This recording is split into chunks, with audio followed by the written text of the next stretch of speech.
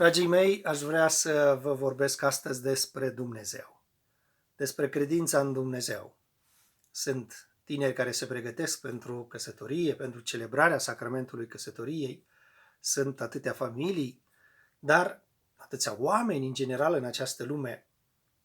Ce facem? Credem sau nu credem în Dumnezeu? Izvorul credinței noastre e inevitabil Sfânta Scriptură, apoi urmează învățătura bisericii, deci magisteriul ei, tradiția bisericii.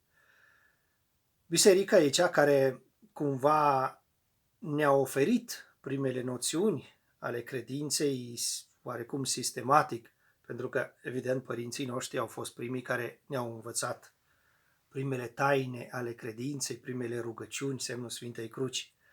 Biserica e cea care cumva ne-a preluat și ne preia de la părinții noștri și ne ajută să aprofundăm acest tezaur al credinței, având la bază, așa cum am spus, Sfânta Scriptură, tradiția și magisteriul bisericii.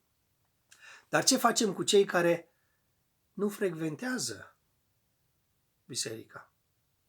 Cu cei care nu cred în Dumnezeu? Cum îi ajutăm în acest drum al lor de formare umană, dar dacă se căsătoresc, de pregătire la căsătorie, așa că într-o zi și ei să celebreze Sfânta Căsătorie în biserică și să înțeleagă ce se întâmplă acolo. Ei bine, aș vrea să pornesc de la ceva ce avem cu toții, de la ceva comun. Și anume, bine, nu cred despre existența lui Dumnezeu că nu merg la biserică, dar cred pornind de la propria mea existență. Îmi dau seama că eu exist. Îmi dau seama că respir. Respirând înseamnă că trăiesc. Trăind, îmi dau seama că eu n-am făcut nimic să am acest dar, ci efectiv l-am primit. L-am primit prin părinții mei. Dumnezeu a fost Cel care mi-a oferit acest dar și culmea, mi l-a dat gratuit.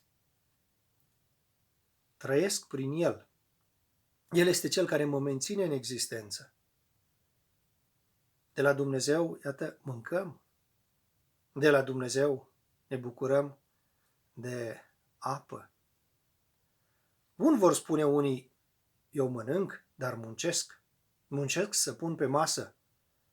Bine, muncești să pui pe masă, dar dacă n-ai avea sănătate, dacă n-ai respira, dacă n-ai trăi și mai ales dacă n-ai avea pentru cine să muncești, cum ți-ai dat seama că trăiești? Cât de recunoscători trebuie să fim pentru darul vieții, pentru că putem să respirăm, pentru că putem să muncim, pentru că trăim, pentru că, iată, avem la dispoziție binecuvântată apă. Ce daruri ne oferă Dumnezeu! Tocmai de aceea aș spune, a crede în Dumnezeu e o chestiune chiar de bun simț. Pentru că eu nu pot să exist cu de la mine putere. Eu exist pentru că cineva m-a voit, pentru că cineva m-a trimis în existență și am spus gratis, nu am plătit. Asta a făcut-o Dumnezeu, pentru că nu dă cel care nu are, ci dă cel care are. Dumnezeu, având viață, fiind viață, dă viață. Dar noi suntem beneficiarii ei și ne bucurăm de ea. Ca atare, dragi tineri care sunteți în drumul de pregătire pentru căsătorie, dar și dragi soți, vă invit să verificați nivelul credinței voastre, credinței dumneavoastră. Și vă invit să vă întrebați când ați deschis ultima dată Sfânta Scriptură. De ce nu când ați citit un document din Magisteriul Bisericii? Când ați citit ceva din Sfinții Părinți ai Bisericii? Cât vă mai amintiți din pregătirea pe care ați făcut-o la prima împărtășanie, la mir, cei care sunteți căsătoriți la căsătorie?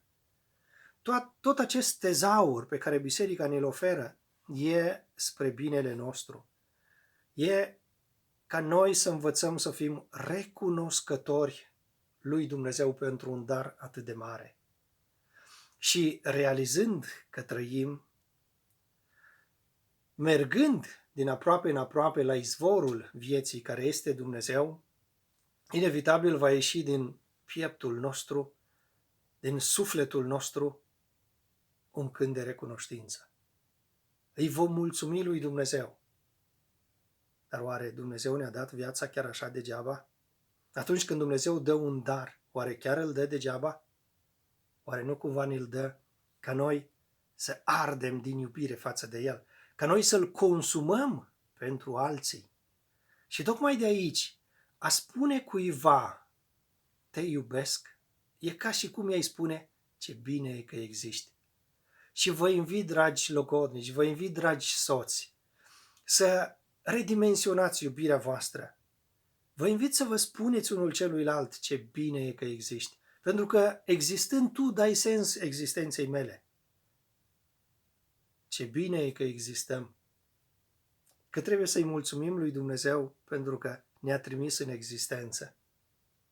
Așadar, respirația noastră, faptul că trăim, e, dacă vreți, un alt izvor al credinței noastre. E un izvor obișnuit pentru fiecare dintre noi. Dar dacă mai adăugăm la acesta și cele trei pe care vi le-am spus, Sfânta Scriptură, tradiția și magisteriu, și dacă îl preamărim pe Dumnezeu în cântul liturgic, în celebrările bisericii, e extraordinar. Dragi tineri, credința e necesară pentru viața de familie. Să înțelegem că Dumnezeu există și că este parte din viața voastră e esențial. El este iubirea dintre voi. El e cel care v-a întâlnit. Dacă voi vă iubiți, înseamnă că Dumnezeu e acolo. Dacă voi nu vă iubiți, să știți că nici nu vi-l dați pe Dumnezeu unul celuilalt, nu este nici credință și nici speranță. De aceea vă invit să redescoperiți acest dar care v-a unit, să-L redescoperiți pe Dumnezeu care e iubirea dintre voi și să credeți cu adevărat în El.